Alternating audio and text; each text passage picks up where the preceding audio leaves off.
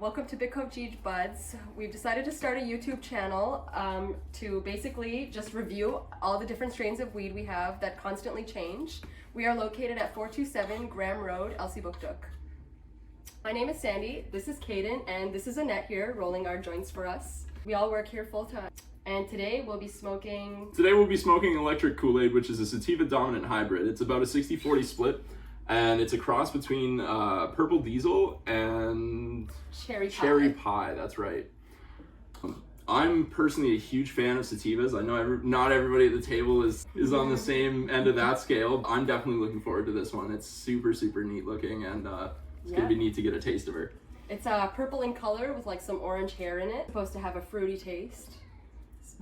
Already I smell fruity vibes. Fruity vibes. What I smell. I do get like notes of the fruit though, which is kind of nice. As far as like, I don't know, I find that like across the board is nice in all strains of weed, is when it has like a notable flavor. It just makes it more of an enjoyable experience. Oh, so yeah, tell us about your most interesting customer interaction, please. Yes, yeah, okay. So when I lived in Ottawa for like maybe I think 4 years at the time, and my friend's family came down to visit, and whenever they would come down, it was DEF CON. Like, everybody hide the weed, de-stink the place, do everything you can. They can't know.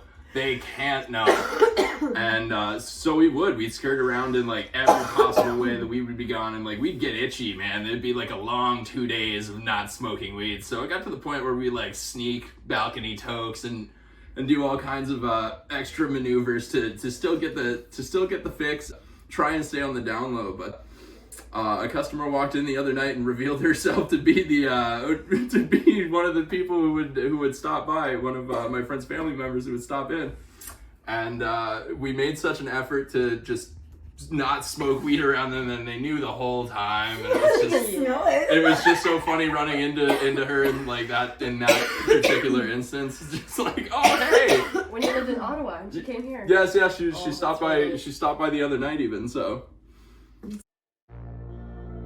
I keep waking up in different states. I can't find a place to fall in love.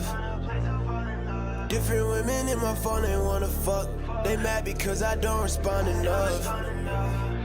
I just landed in Miami for you, baby. Don't come unless you come in with some. The revelation that I'm like really, really high. Yes. This is my mouth's going up. This is this is a really, really good one. Might be what some people would consider a little bit of a creeper. It didn't hit me until I was looking at the light, and I was like, oh man. That's how very sativa, fucking high. Yeah. That's how sativa hits me too. Like, you know, I'll get like a peek, and then I'll peek. That's how my mom explains it too. She's like, I come in and out. I go up and down, and I was like, I don't put that much thought into smoking weed. I do. And apparently I should. I do, because. So let's say you guys finished smoking, right? What's the number one thing you do afterwards, always? Chug water. Yeah. Because I've been choking my own puff. Oh, I can't wait to drink. I probably have like the least satisfactory answer to this one. Caffeine, caffeinate constantly. Yes, seriously. Monster energy drink, please. I don't do anything extreme, but please sponsor me. I don't remember, and now I listen to music after I get high all the time. So how'd you guys start smoking? Oh, this is a good one. I'll let you start. How? Yeah. Or why? Why and how? Well, my best friend was doing it at the time.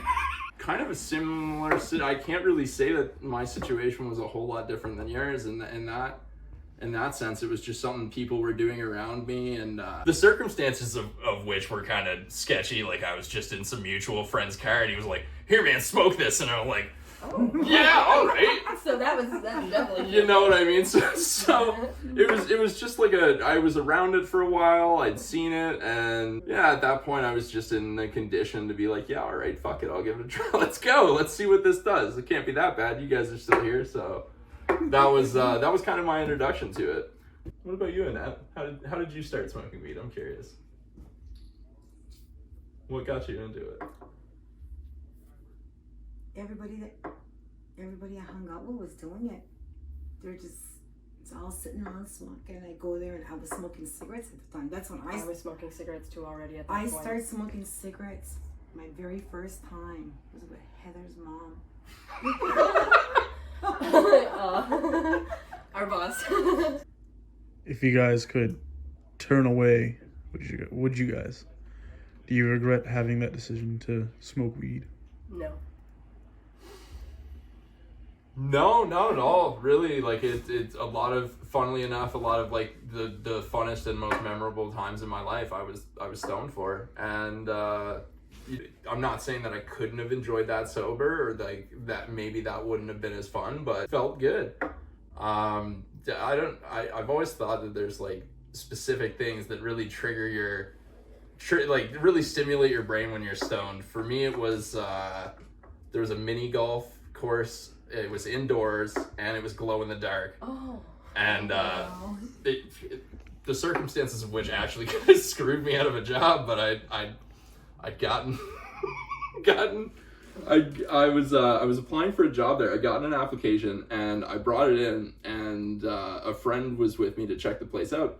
And as I was walking out the door, I realized I said it a little too loud. Was that I had noticed, man, this would be a really cool place to get high, like in the outside, and then come inside and play glow in the dark mini golf. Hell yeah. You know, like there's just certain things that attract your brain, I think. Still fun sober, but just an absolute blast. Yeah, it is. Everything's just funner when you're stoned. I agree. Everything. I like to alter my state, Yeah. but not really with liquor. 10 years ago, I told you guys weed was going to be legalized in Canada. What would you say? Yeah, I don't know, cool. I was always Awesome. like super skeptical of it until until the tide turned in the direction that like, no, this actually might happen. There were pop-up dispensaries off the grid all around the area I'd lived, and I'd visit most of them. And the experience I had was so counter to what traditionally you would think buying drugs would be.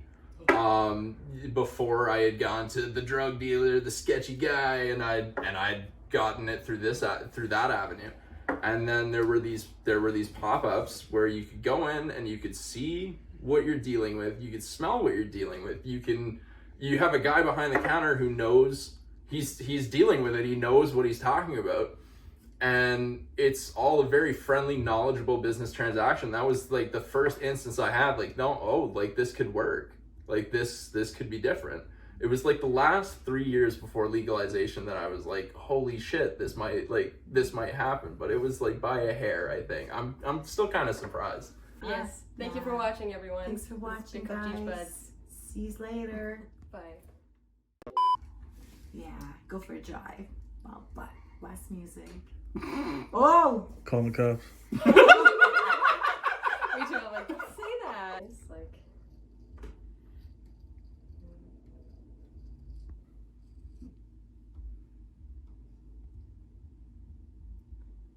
I don't even know how to wrap it up.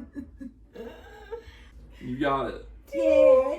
Neat. Okay, let me put my glasses on so I can see everybody. Lighter? Oh my god, did I give it to Heather? What a great... I gave it to Heather. Hang on, Yeah. hang on. Oh, Oh. sugar bug. I don't know. Seriously. Oh my goodness. Okay, What's well, We'll cut here. yeah.